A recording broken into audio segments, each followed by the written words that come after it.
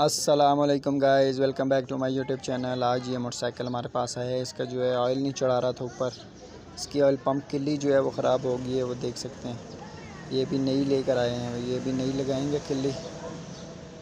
तो अभी आपको दिखाते हैं ऑयल चढ़ा के।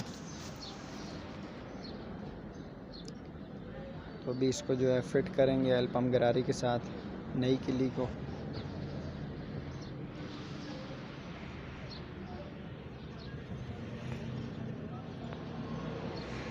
तो अभी ये गरारी जो है फिट करने लगे।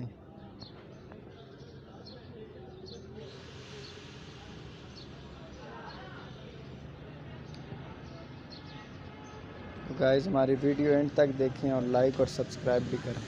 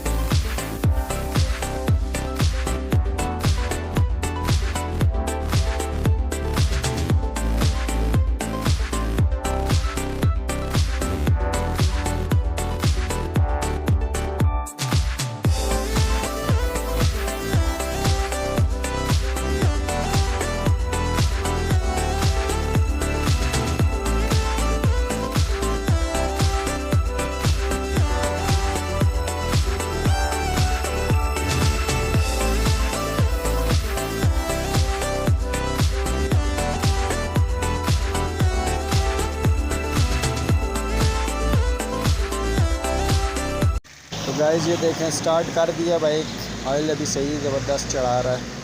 वीडियो हमारी अच्छी लगे तो लाइक करें एंड सब्सक्राइब करें। शुक्रिया।